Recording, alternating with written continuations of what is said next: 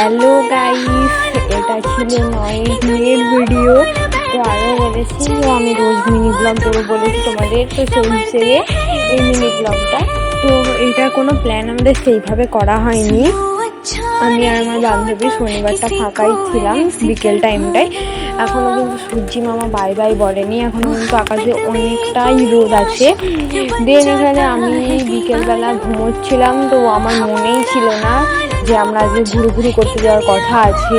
আমার ডার্লিং মানে আমার বেস্টিকে আমি ডার্লিং বলি, তো আমার ডার্লিং আমাকে ফোন করে আজকে বলে দিন, আমি তারপরে রেডি হয়ে যাই। কিন্তু আমাদের বেড়াতে 5:45 মতন বেজে যায়।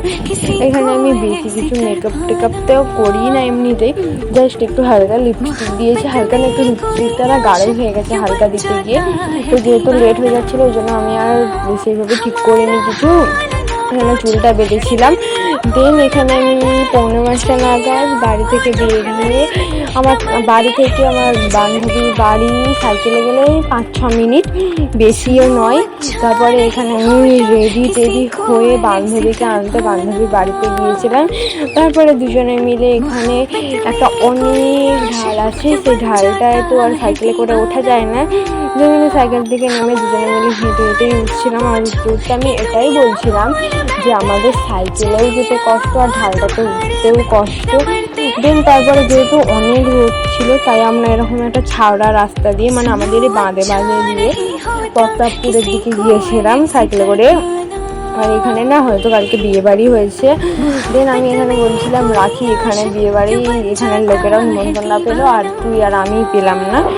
দেন এখানে আমরা গল্প করতে যাচ্ছিলাম, কিন্তু এপাশের ভিউটা খুব সুন্দর। কিন্তু আর যাই বলো, আমার এপাশটা ঘুরতে খুবই ভালো লাগে, কিন্তু সেইভাবে কোনোদিনই তেমন এপাশটায় আসা হয় না, যেহেতু বাদে আর আমার ভিডিও কাজ থাকে, পড়া থাকে, আমাদের সেইভাবে ঘুরতেও বেড়ানো হয় না।